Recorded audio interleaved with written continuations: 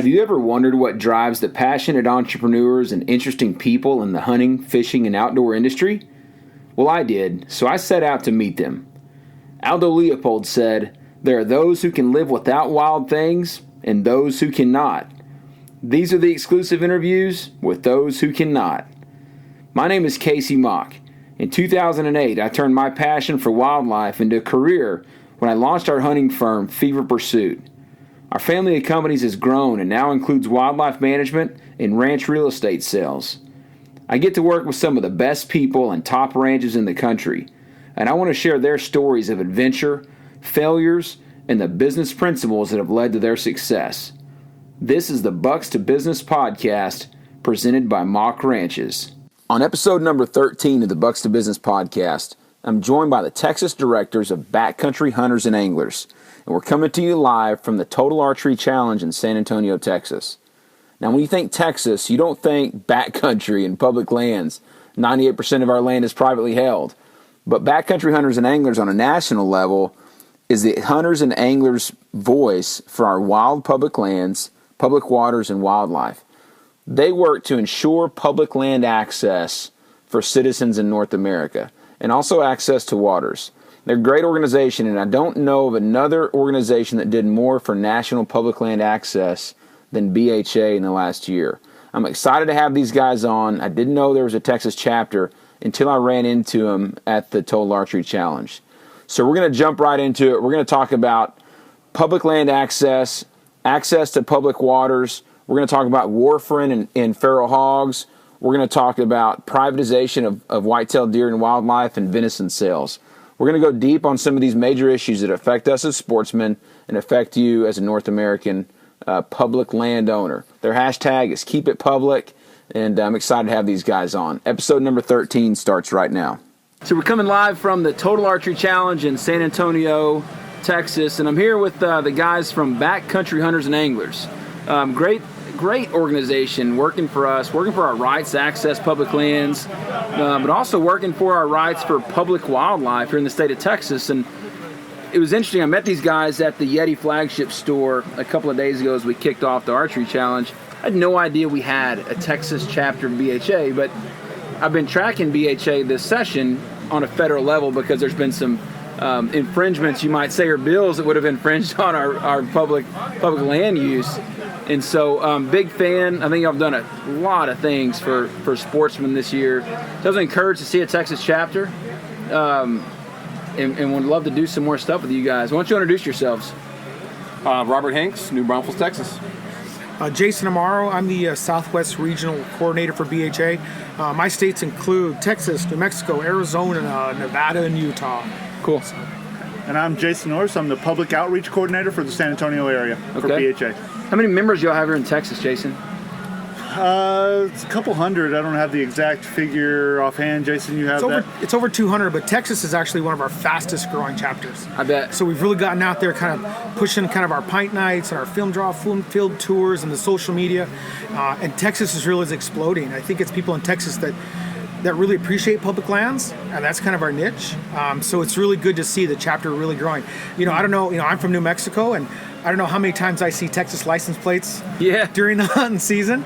When I go to the trailhead, there's more Texas plates than there are Colorado plates. Absolutely. And that's just kind of the deal. It's like people that want to hunt in Texas, the closest place to hunt public lands, New Mexico, Colorado, Arizona. So we see a lot of guys, and it's really growing. I think there's a need for an organization like BHA in Texas because you look at the country as a whole and what the North American model for wildlife management is supposed to be for hunter access, and which is different than the European model. Mm-hmm. Well, Texas very closely follows the European model because we're 98% private.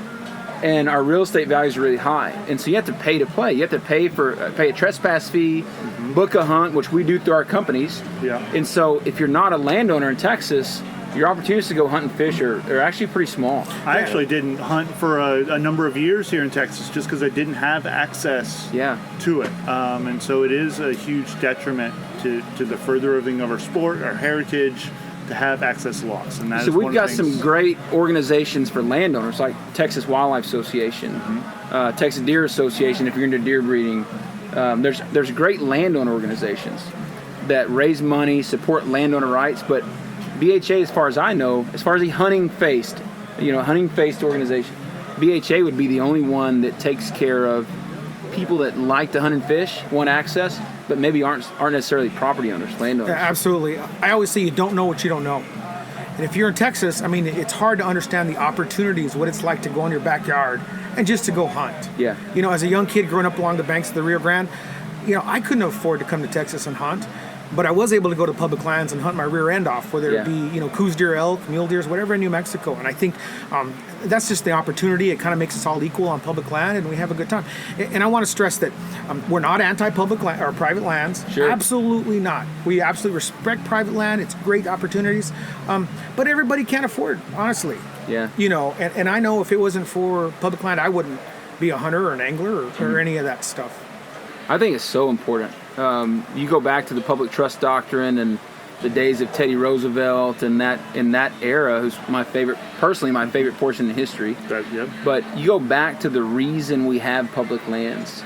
It is absolutely fundamental to the future of hunting and fishing in our country as we know it.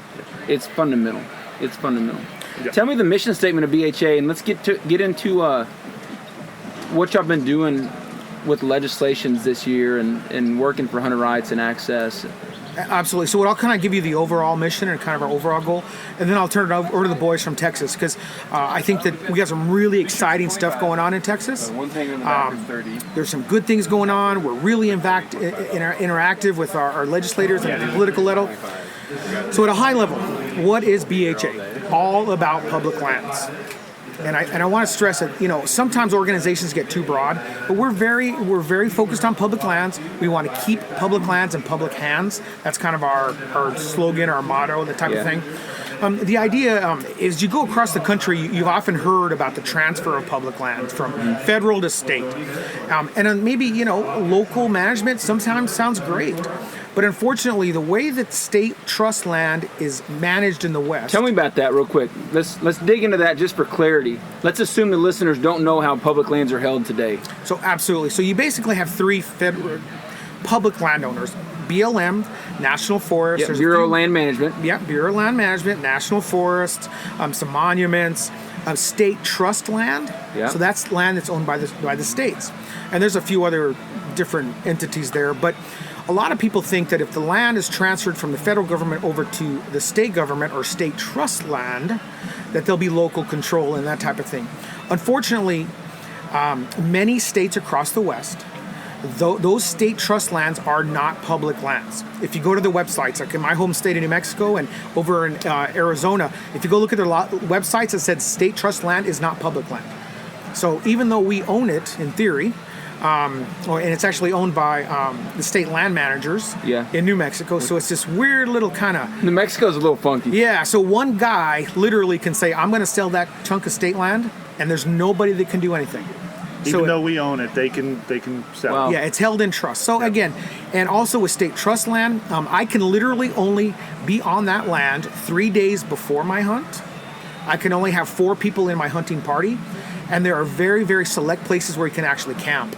So it's very restrictive. Kind of like wilderness. Yeah, it is. Yeah. And, you know, in wilderness, you have more options. You can even camp out there for 14 days in one spot. And you can go whenever you want. To be on state trust land, you either need a hunting license, fishing license, or a permit to be on state trust land. So it's very restrictive. You know, but the difference in how the federal government owns and manages land is far different than the state. Because most states can't carry a deficit on that stuff. Absolutely. And they don't have the funds to fight fires. Talk about that. Why it's important to keep federal control of national forests and public lands instead of state control. Absolutely. So down in the southwest region, the Gila National Forest, probably you've heard of the Gila, huge bulls. I'm a big elk hunter. We book a lot of hunts. So huge bulls. Gila monsters. That's where they come from. There's some monsters in there. So we had a fire in there, I don't know, 3 or 4 years ago. And that fire literally cost $9 million to put out, take care of things, remediate, the whole thing like that. The states can't pick up a $12 million tab. No. They just cannot do it. So what happens? What's the state going to have to do to raise that funds for that fire? Well, they're going to have to start selling some of our public lands. And that's the fear. Is like we need to so when stuff goes into state trust land, it has to make money. It has to make money. Yeah. And The only way it makes money is oil and gas production. Oil and gas production. Oil and gas. And if, in New Mexico, if oil and gas prices are down, things get tight. Yeah. Things get real tight. In New Mexico, they only put $1 million back into restoration, habitat improvement, stuff like that over the entire state. Yeah. State trust land, there's just a handful of law officers, maybe like 5 for the entire state. There's no fire department for the state land office. Yeah. It all comes from the federal level. Yeah. So, sure, in theory, it looks great. Oh, we're going to transfer the land, state, local management, good stuff.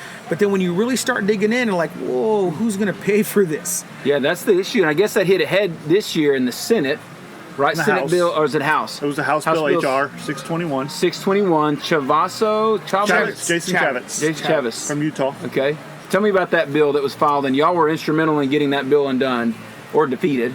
Yeah, so it was kind of an interesting deal, right? So 621, basically what the heck was it?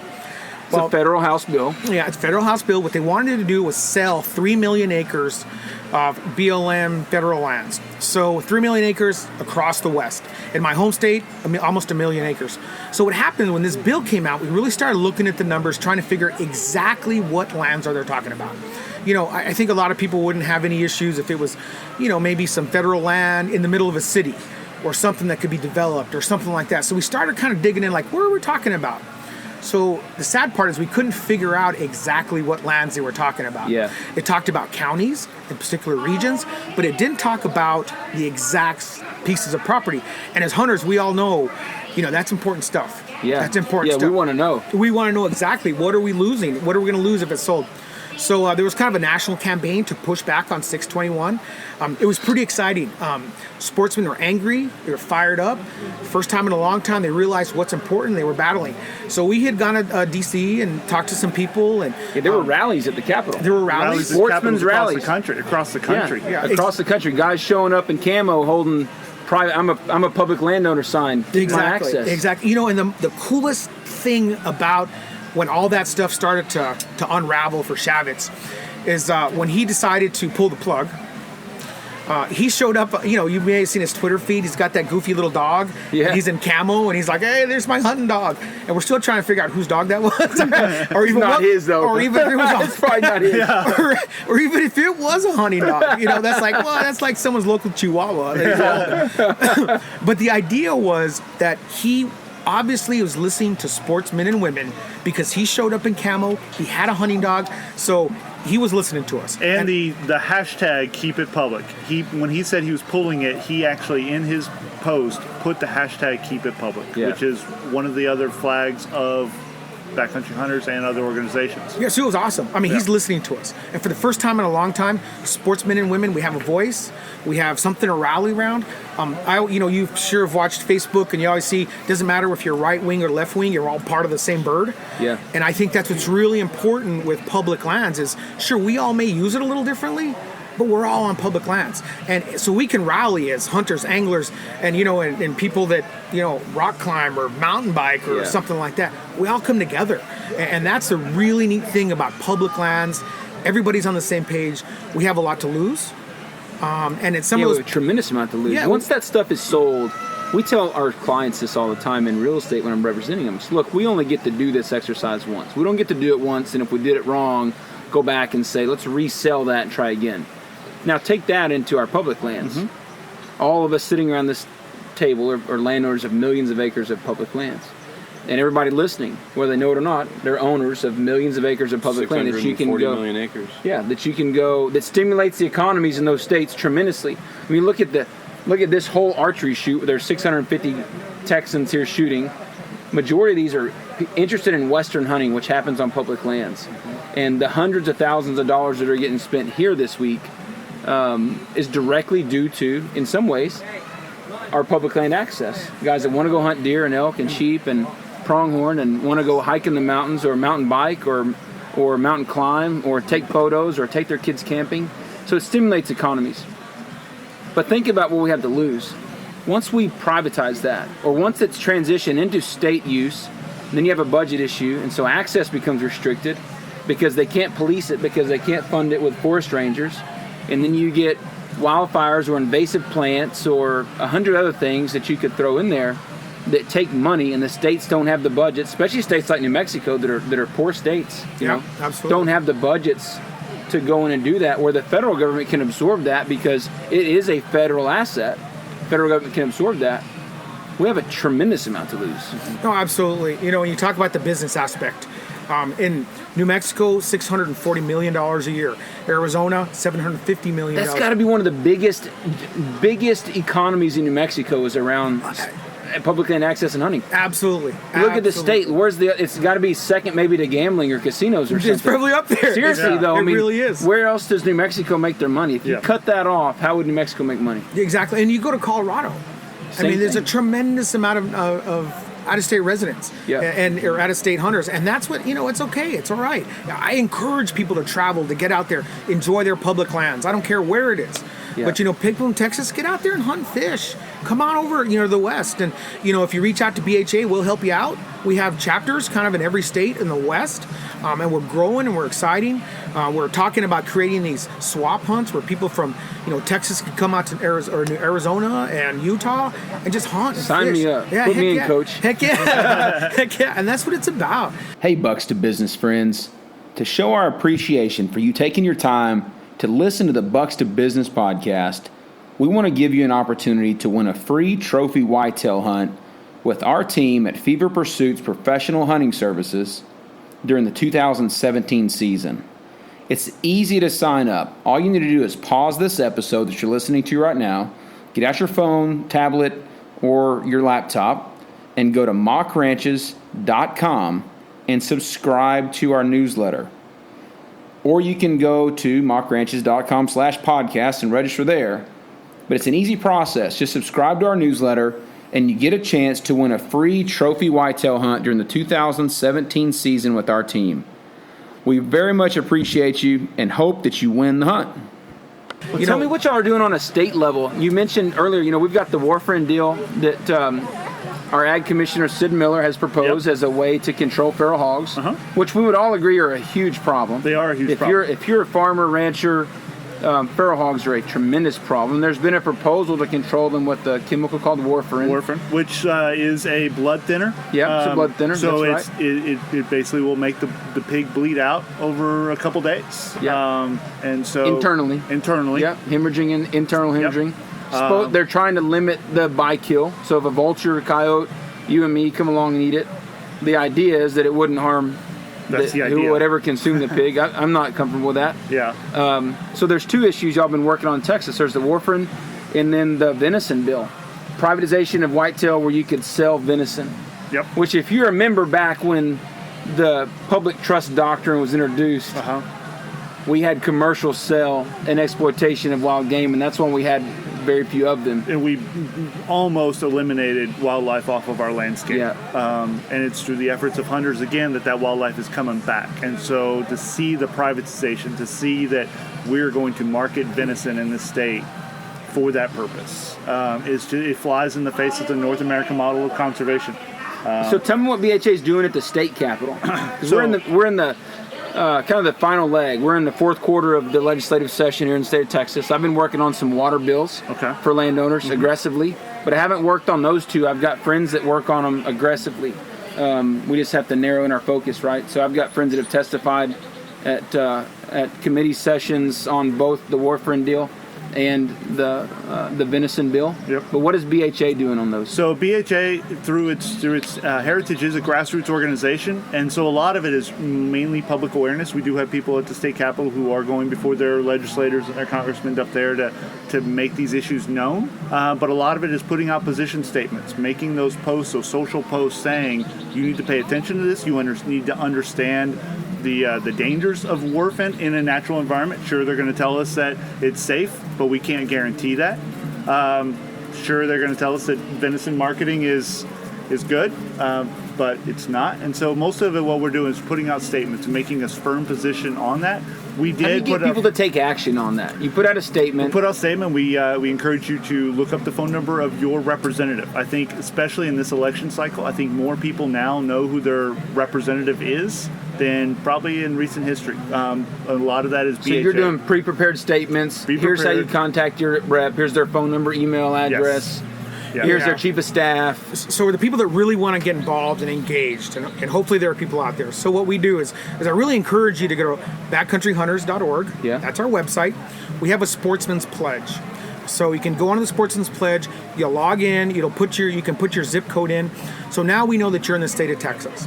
So we often send out news alerts, email alerts on what's going on once you're part of the Sportsman's Pledge. We're not asking for any money, nothing like that. Okay. All we're saying is that, hey guys, if you're in the state of Texas and you want to find out what's going on, sign up to the Sportsman's Pledge. We'll send out newsletters with actually the position statements themselves. Okay. But not only that, just what the heck is going on. Mm-hmm. Knowledge is power. And we really need to mobilize around these issues. We'll send out contact information for your legislators just so you can give them a call and say, hey, I have serious issues about this Warfin deal.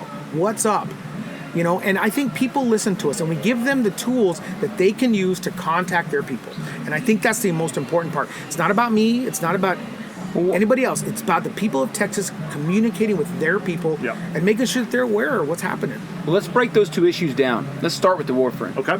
Tell me the concerns about using Warfin. Because if I'm a farmer out there, I see that I've planted my corn twice, and the night after I plant, the hogs come down, they root up every kernel, and they tear up the fields, and they could be made an argument that they're hard on riparian areas.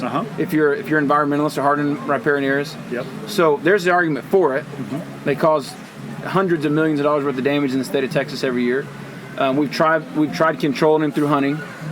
And hunting is a good way to educate them. The population is growing, so we've shown that that's not a way to control them. We've legalized hunting them out of recreational and commercial hunting out of helicopters. That hasn't made a dent in them. Yep. So if I'm a landowner, why is Warfin a bad thing? Warfin is a bad thing, just ecologically speaking. If you even go and look at the label on this stuff, it will say, do not allow any other animal to graze in that area that you put the bait down for 90 days after the removal of the bait. It is not a... Pretty substantial withdrawal. Yeah. So 90 days after the bait has been removed, you can't let your cattle graze in that area. You can't... how are you going to stop a white-tailed deer from going through that baited area and not ingesting something in its foraging going through there? How can you prevent an armadillo that's coming through and picking up an insect that might be baited? How can you prevent any of this stuff from happening? Even if the pig does die, like they say, it's safe, but how do I know it's not going to go die in a stream somewhere, and now that Warfin is leaching out into the groundwater? The other side of it that we see is fair chase and ethics of the matter. As I said, ethics of the matter, you have this thing that's not going to die instantly. It's not ingest a bait and 2 seconds later it drops. You have an animal that is suffering. And so Warfin, if you don't know, is basically rat poison on a much more kind of industrial scale use. So if you look it up, these days we have the internet, Google, so you can just Google Warfin. It'll give you the product label on it and go from there. But now, is it being presented as something that won't be harmful to you and I? If I go kill a hog that's eating maybe a little bit of it, I don't know how it works. If I kill a hog that's eating a little bit of it, not enough to kill them, is it being presented as it would hurt us, or if a coyote eats it, or a vulture or a bobcat comes on and feeds on one of those hogs? Is it safe to them, or what's the deal there? Or is that kind of unknown? Yeah, that's the issue. There's a lot of unknowns. There's a lot of unknowns. What happens to these hogs? Like you say, ingest a little bit, but not enough to wipe them out. Or it takes a few days to kill these hogs. They take some of this poison. They go across to the neighbor ranch. They get shot there, and somebody eats them there. There's a lot of scary things that can potentially happen. And I think we totally get the fact that these hogs need to be controlled. There's no doubt. Yeah, but this just probably isn't the right way to do it. There are just too many unknowns, too many risks. I don't want decomposing hog carcasses all over my ranch. Yeah. And I think, Texas wants to be serious, and this is kind of my own statement, but Texas wants to be serious. I think you can open up more access to hunting hogs. I think so many places, and again, we're not against capitalization of it, money making off of it. You're talking about private landowners letting people come in for free and hunt them instead of charging. Or some kind of a social program where, you donate the meat to the food for, needy programs. Those kinds of things where maybe you're not charging somebody $500 or $200 or $300 to shoot a pig. Maybe we open up programs for... That's hard for me as a landowner, though. I get that. liability-wise. Yeah, if I'm going to open up the gate and let somebody in, and I've just introduced liability, exposure, privacy, I've got to have staff to oversee that in some ways. So that's hard for me as a landowner to look at. I think conceptually it's a good idea. Yeah. And I don't want them they're rats. I don't want them. They're of no value alive. They're also of very little value to kill them. What if there's like a bounty? I mean, some counties have a bounty, a tail bounty, but it's not enough money. They'll pay you like $5 a tail to bring you into the courthouse or the extension agent's office. I thought about a state subsidized bounty if that would be a good idea. Absolutely. It's such a tough issue. I mean, it really is. There's no easy answers. If there were easy answers, it'd all be solved. Yep. But I think this is where a good spot for people like BHA and private landowners to work together to try to figure it out. And I think that's ultimately kind of our goal. Is we're all on the same side here. Yeah. We're all hunters and anglers, and we enjoy the resource. But we need to work together to figure it out. In Utah, for years there had been a bounty on coyotes. If you go to some of the reservations in northern New Mexico, like the Jicarilla, there's literally a $50 per tail coyote bounty. Yeah. And their mule deer herds are amazing. So there's a lot of opportunities to work together. What about the venison bill? So I'm not as familiar, unfortunately, with that one. I do, it involves privatization of our wildlife, white-tailed deer in specifically, to manufacture or get it for meat. Not manufacture, you don't manufacture venison, but trying to sell venison on a market scale. And we've already decided that is a horrible idea from our history. You make something somebody's going to make money off of. They're going to abuse the system. What do you think's driving that initiative for the privatization of deer and the sale of venison?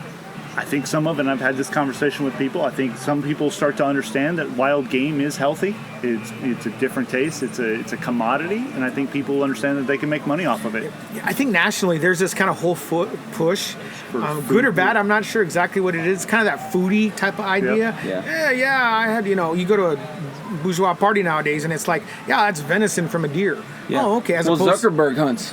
Not a trophy hunter. Exactly. You got a guy like Zuckerberg, Facebook, that wants to hunt because John Mayer. John Mayer wants to know where his food comes from. So there's this whole push out there now for this lean, healthy. Which I think is great for hunting, by the way. Totally great for hunting. Absolutely. In New Mexico, I'd rather shoot a cow elk than a bull because cows taste better. But there's this whole movement nationally to kind of this sustainable resource, meat.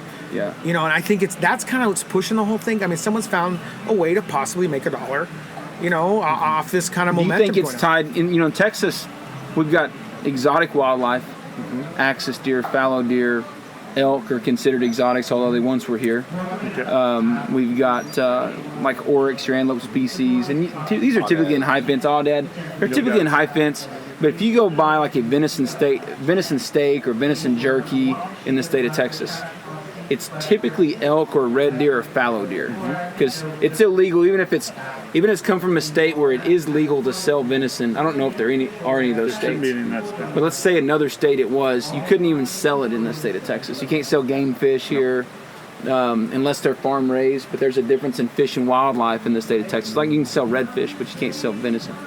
So if you buy venison, it's typically fallow deer or farm-raised elk or red stag. Like a non-native. Non-native, considered exotics. Yes. But we have no privatization of native indigenous wildlife in Texas. Different than the western states. You go to Colorado, let's say, or New Mexico, put up a high fence, you privately own what's in it. And so you actually have to, in some cases, clear out all the native animals from inside and then stock it with privately owned elk. Same species, privately owned. We're different. Even if you have a white-tailed deer in the pens in Texas with ear tags and tattoos and your name written all over him, he gets out of your fence. Your neighbor can shoot him, and he's legal. There's nothing you can do because that is a public resource. You just have purchased the rights to have that deer in a fence and capitalize off of his genetics. Yep. And I think that's part of the confusion or this push too, is that there are a lot of landowners who do not understand that principle. They think they put up high fences. They think the animals that are inside their fence belong to them. And they don't. Well, they've purchased them. They have purchased the right to have them on their place, and in some case spent big investments in them. Yeah, they may have vet that comes on every once a month or every 2 months or something and provides medical care for these deer. They may provide all the food, all of the water for these animals. That does not entitle you to say that you own the deer. Those animals, North American model, they are held in public trust. The state of Texas manages those deer. Why doesn't it entitle you to them? Is that going back to the public trust doctrine? Is that why you say that? You're not entitled because conceptually our forefathers put in the public trust of wildlife. Is that why you say that? That is correct. Yeah. When we came to this country, when we founded this country, and I think our founding fathers understood that they came from a system that was very much a pay-to-play system, where the richest own the land, they own the animals, and you, as a person, you couldn't hunt them unless you were royalty. And so when we created the North American model for conservation, one of the things that we put in there was animals were to be held in the public trust. And that includes every animal in this country that is native gets put into that trust. And so you may spend money, and we applaud you for that, for caring for our wildlife, but that does not, doesn't mean that if it, like you said, if it gets out of your property and I shoot it on my property, you can't call the police on me and say that I stole your animal. Yeah, there's been plenty of, I'm admitting guilt here, but there's been plenty of opportunities where I've had a landowner stock their portion of the stream with huge trout, and those trout will move up the stream. Sure. And they're fair game. Yeah. Sure, absolutely. So they are moving around, they're getting out there.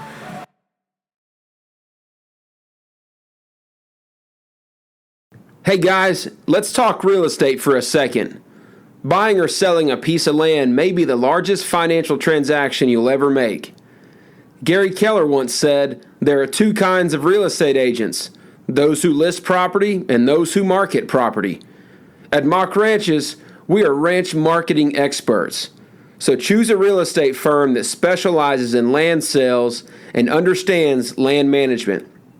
Learn more at mockranches.com and receive a free ranch map when you mention the Bucks to Business podcast.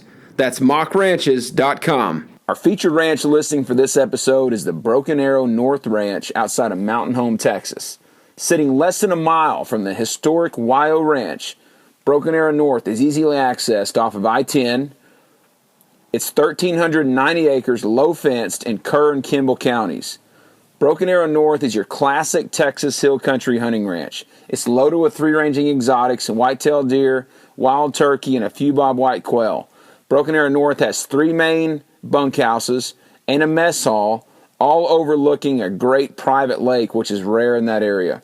This is a tremendous ranch opportunity for somebody looking for a classic Texas hunting ranch. For information on Broken Arrow North, get a hold of us at mockranches.com. So I'll tell you where I think it's coming from, the venison deal. I think it is the same group, good or bad. I think it's the same group that's involved in deer breeding. They want the deer in the pens to be privately held. And I think the sale of venison, I'm probably not as knowledgeable about this particular bill as I should be in my line of work, but I think they're looking for more ways to monetize that. Let's take your does, for instance. Does are hard to get rid of. They're hard to sell. With oil and gas prices being low, they're not selling as many hunts, period, on high fence places. So there's a resource that they're trying to monetize on. But I think it's an overall push for just privatization, not the right to sell the venison. I think it's an overall push for privatization. You see the deer breeders are wanting the Texas Animal Health Commission to oversee deer in the pens, not Parks and Wildlife. Because we had the big chronic wasting disease came to a head this year in the state of Texas as our first white-tailed deer in a pen were confirmed with CWD. We've had several cases this year. Haven't confirmed a spread of that, but there have been some white-tailed deer in the pens that have been confirmed to have CWD, which is the first time ever. Texas Parks and Wildlife is probably not fully prepared to handle that. Texas Animal Health Commission, from an animal health standpoint, would probably be better at handling an animal disease like that. But anytime you start messing with nature and a public resource, I'll go on record saying this. I'm not going to take a side on it because half my clients would probably leave me. But anytime you mess with a public resource and you mess with nature, you have to be absolutely beyond the shadow of a doubt sure that what you're doing is not going to have long-term negative effects on the resource. We have that responsibility. as sportsmen, as landowners, as land managers, as deer managers, we cannot risk what is owned by many to benefit few. Mm-hmm. And if privatization of animals, if CWD, warfarin, if it's not to the point where it is beyond a shadow of a doubt that it's not going to risk the greater whole, it's not going to cause major impacts to our environment or to the resource, to wildlife. To me, my opinion is we're not to the point yet where we can make a definitive call. Yeah. And so I think Parks and Wildlife and the organizations working on that are doing everything they can to learn everything they can and put that out to the public, because it is a public resource, and take the best step forward. And you've got a lot of interest groups in that. You've got people that are heavily invested on both sides, and so they're positioning for their position. They're positioning for what's good economically for them, or what they think is right. And what I like about it is it shows that there is a lot of passion for the outdoors and passion for the resource, and people are genuinely trying to do what's best to promote a resource that's viable, that's beneficial for landowners in a state where 98% of our land is privately owned and it's expensive to hold and keep. We're trying to look for additional revenue sources, and that's one of them. But it is sportsmen, it's landowners, it's organizations like BHA, and then you've got private land organizations like the Texas Wildlife Association, working together to try to find the best foot forward and the best course of action to address what we know are emerging problems in the future, trying to stay ahead of them. And I think that's our responsibility. That's our responsibility to the resource. It's a part of the public trust doctrine. Mm-hmm. It's our responsibility to our kids and our grandkids in the future. And as long as we approach that from a selfless point of view, as long as we approach that with what is best for the resource, not what's best for me financially, I think long term we can make a good decision. I look at deer breeding as a privilege, not a right. I have a privilege to capitalize in the state of Texas. I have the privilege to capitalize on a resource. It's not a right. Mm-hmm. If at any point it sacrifices what's owned by many, then we have to really look back and say, wait, what's best for the resource? We have to put the resource first. Oh, absolutely. I mean, big picture. It really is big picture. Yeah. And I think you're right. I mean, we all have to work together. The days of finger pointing are over. We just need to work together. And like I said, I mean, I've hunted private ranches in Texas too. Oh, yeah. And I've had some great times, some great hunts. Well, the reality is if CWD spreads or if warfarin ends up being a bad decision, it's bad for everybody involved, not just those that voted for it or against it. It's bad for everybody. And once you let the cat out of the bag on that warfarin, I mean, the damage is done. Yeah. So what's coming up next? Tell me, let's wrap up with anything else that y'all see that we didn't cover, and then how somebody can get involved with backcountry hunters and anglers. Okay. So here in Texas, I think it's also important to note that we may not have a lot of public land. I just want to make a quick statement on this, but we do have some very nice stream access laws that allow us Let me stop you for a second. Sure. Because I just thought of a question. My buddy Scott Willingham lives in Magnolia, okay, down by Houston, North Houston. Mm-hmm. And I was telling him that I wanted to interview you guys for the podcast. And he was telling me that there is a national forest right there in Magnolia that is in jeopardy of being privatized now. They're wanting to develop it. What is that? It's north of Houston there.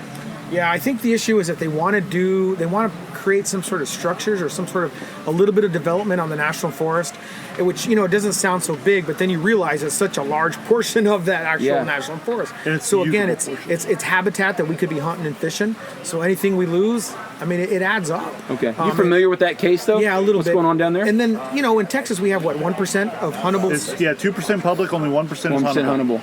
And a lot of that you have to draw to, limit the draw. Yeah, Parks and Wildlife has a draw system. And that's one of the other things that we're working on. Very little over the counter. Very little.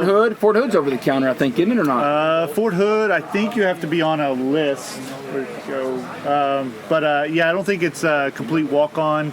You do have to stand by and see what is available. So I guess over the counter. Yes. So any loss of opportunity That's the important thing. It is about access. It is about public lands.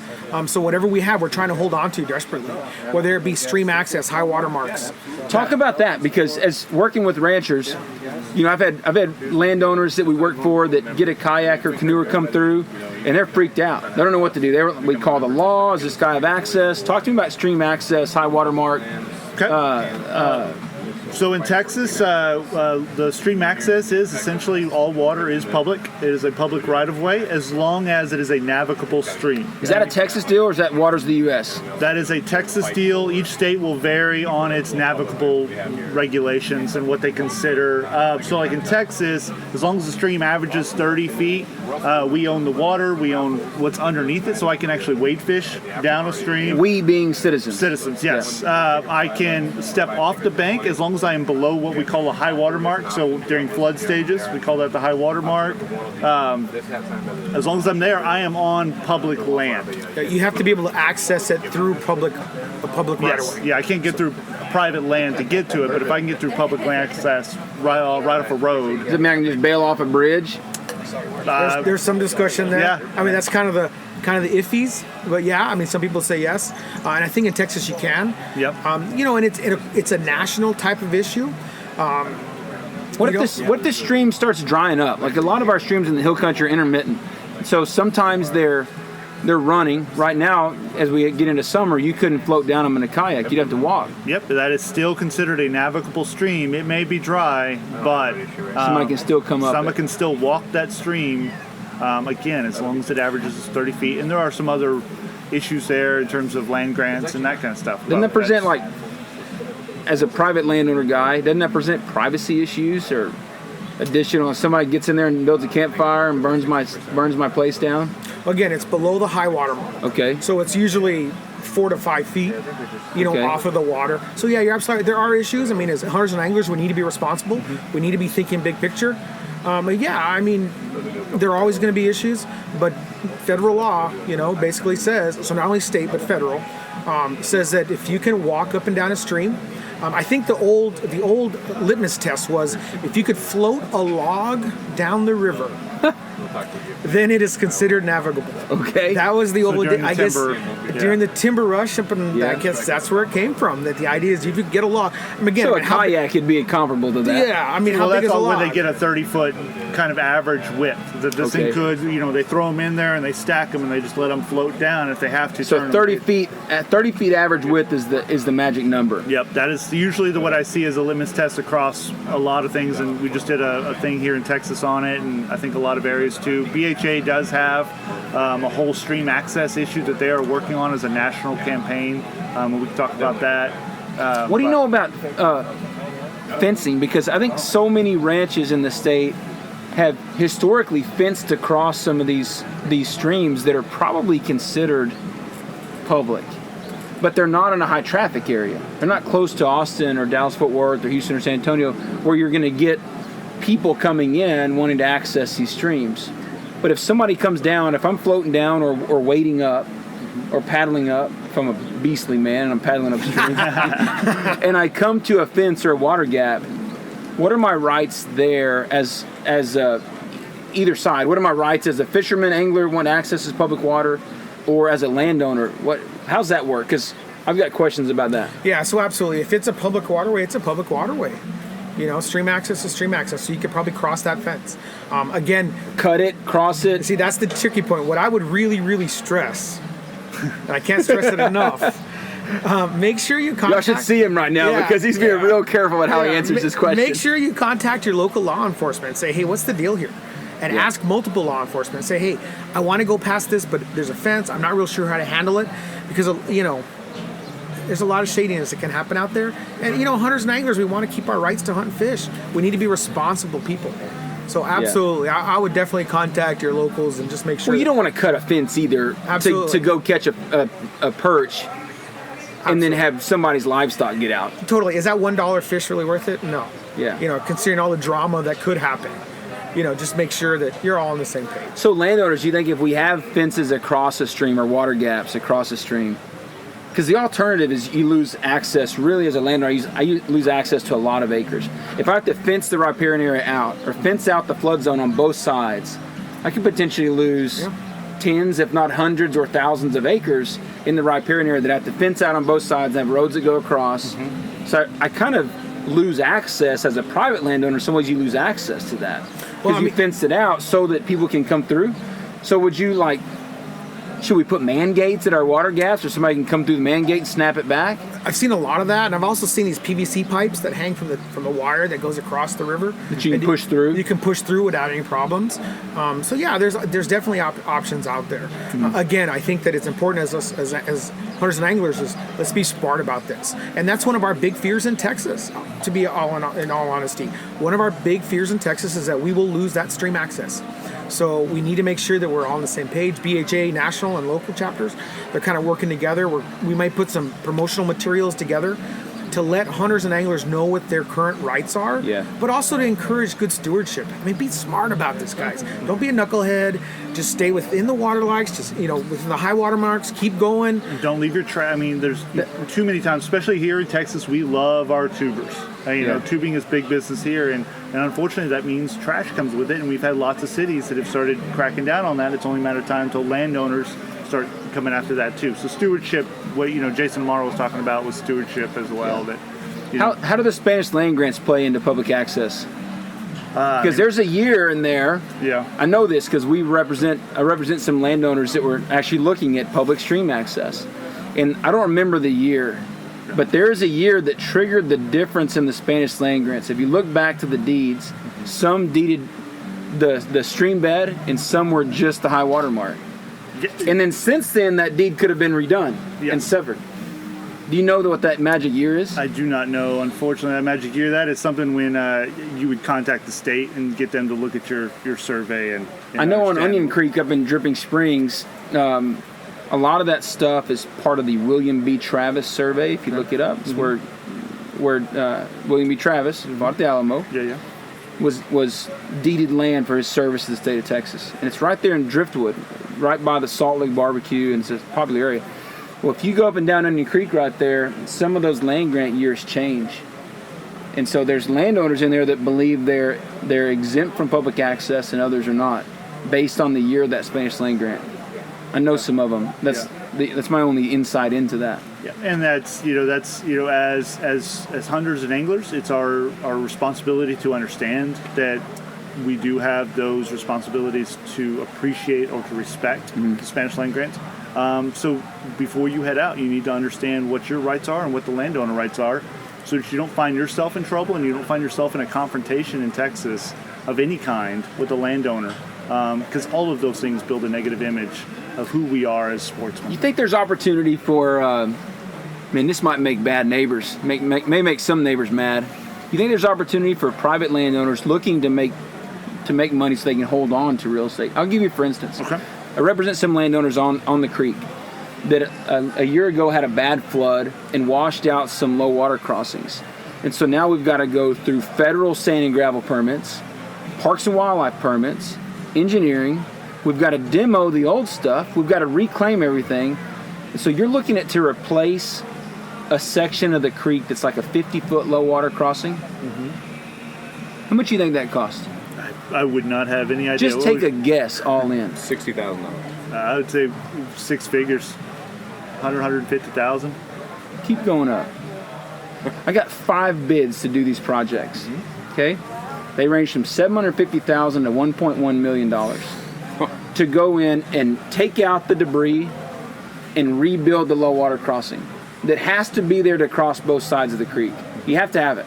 You cannot get across without it. There's no grant money available to pay for that. So as a landowner, you have to pay for that if you own property on the creek.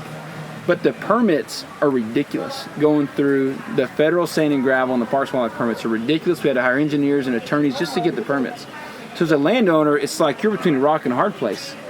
And if you're not a affluent landowner, your only option is going to be to sell, or it's probably going to be to sell. And so that's why you see that property on the market. So if I'm a landowner, and it's expensive as crap to own private land. So if I'm looking for additional revenue sources, do you think there's an opportunity to sell trespass fees as a put-in point on a public stream that wouldn't ordinarily have public access. Now, here's a place you can put in, go down 10 miles, and there's a public place you can take out. Is there an opportunity to do that and maybe map landowners along that creek that would participate in public access? Absolutely. That happens across the West all the time. Yeah, that's very common practice. Has it been tried in Texas? I don't know if it's been tried in Texas, but I know it's been tried across the West. Yeah. Because a lot of those big streams, we floated the Smith River recently, and the guy charges like $50 to put in on some of his private land. Yeah. And it's well worth it. It's well worth it, it definitely has a place here in Texas. Anything that opens up that access again, and people who are kayakers and people that want to fish long stretches of river, I'm sure that it is well worth their time or their money to $50 to hop in. I think that is something we need to address specifically here in Texas to help offset some of what we want to use. Yeah. In some of the other states, their Department of Game and Fish, what they'll do is they'll work with landowners, and it's called a GAIN program. And what they do is the Department of Game and Fish, Texas Wildlife, what they'll do is they'll work with the landowners and say, we'll give you $1,000 a year for access. Mm-hmm. So it comes from the state level, it goes directly to the landowner, and the landowner all he or she has to do is provide access. And that's very common. In Arizona, New Mexico, different programs, but...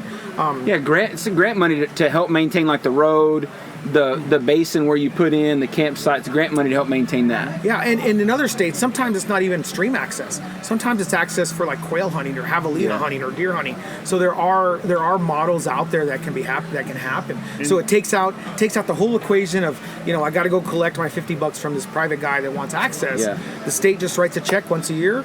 It's done, clean hands. There's nothing going on. The state will come in. They'll actually take care of the roads, take care of the campground. Sometimes they'll put in a restroom, so there are definitely other opportunities out there, for landowners to say, okay, I get it. You guys want access? Hey, I'll work with the state. We'll come up with a program, and it works out pretty well. And Texas does have that. It's basically a co-op program where you can get small game leases predominantly. They do have dove, rabbit, teal, squirrel leases all over the state of Texas. Yeah, it's just different opportunities, just different stuff out there.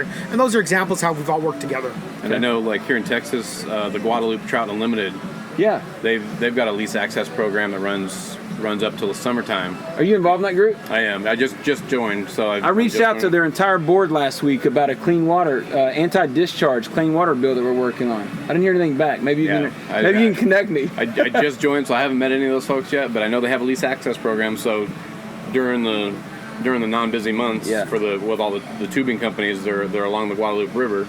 You have access. You can put your kayaks in there. You can come down and you can actually. Gives you access to go and even wade, start in there and wade up and down the Guadalupe River, which otherwise would be uneventful for you unless you wanted to wade down 4 or 5, 6 miles or paddle up and down the river. Yeah, and there's a lot of opportunities to go out there and go fishing. I think Yeti recently put together a video. They were just kind of kayaking down the Guadalupe River, I think it was. Devil's River. Devil's River. That was pretty nifty. Yeah, that's pretty awesome. I was just like, man, that's what it's about. You didn't see very many fish pictures, so I guess the fishing made it a bit rough. But just the opportunity to go down there and float that river. Devil's River is a wilderness experience. It is. Just getting down it, not even catching a fish. Yeah, totally. And that's stuff it's just awesome. And that's what, I was talking to somebody the other day, like, why does everybody in Texas have boats?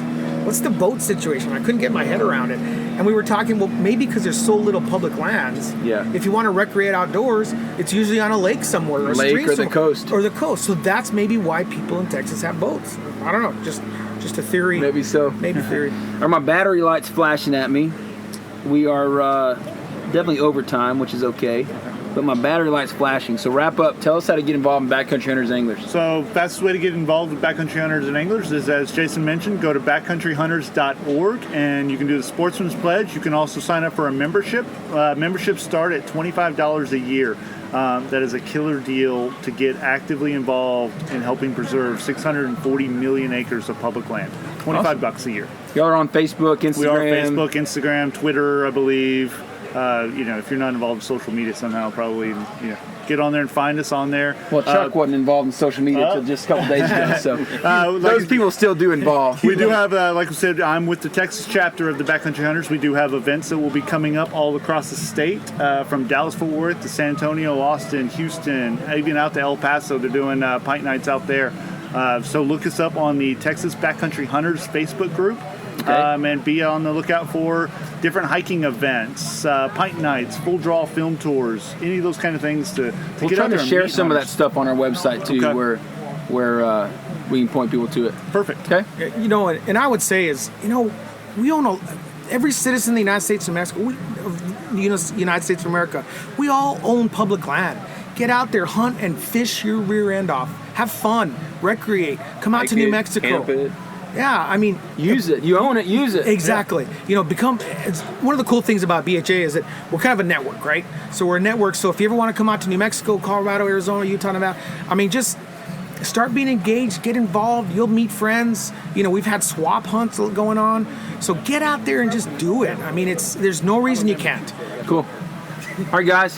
Thanks, Ben. Thank you much. See ya.